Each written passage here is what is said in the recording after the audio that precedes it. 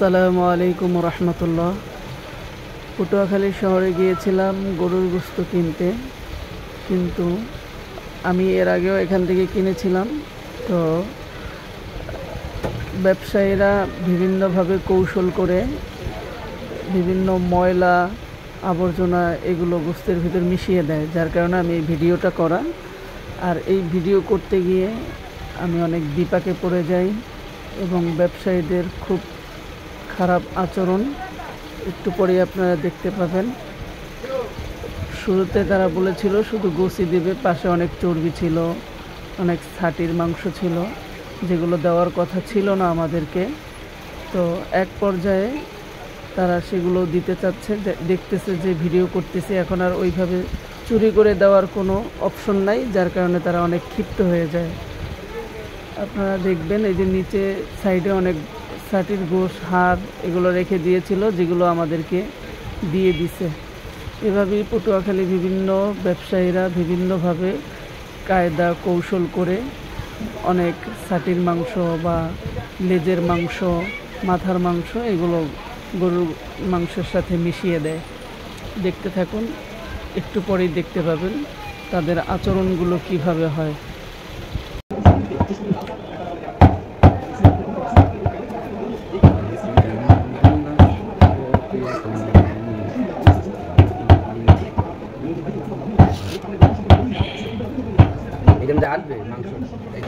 আরে ভাই, আপনি ঢালেন কি জন্য? আর এইগুলো সব মেয়েইবে পরে। তেলও আপনি মাপবেন এই তুই না, তেল নিব না, তাহলে না আমি না, কেন জরিমানা দিবেন?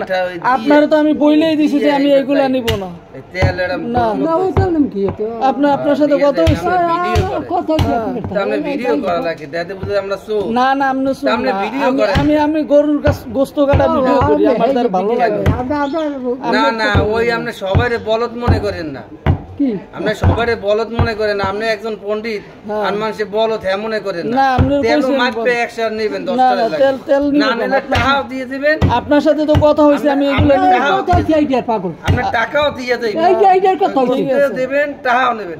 আমরা কি বাড়াতে কিছু দিয়েছি? এই আমাকে ভিডিও করে রাখতে আছে না, আপনার ভিডিও ওটা আর দাঁড়ান করলে আর সমস্যা কি?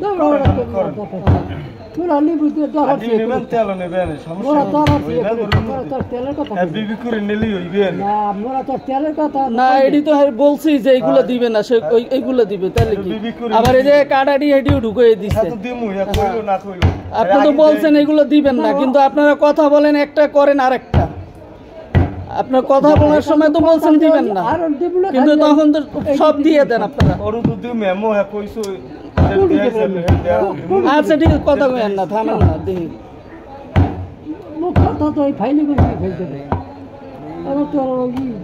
চুপ থাকেন না, চুপ থাকেন।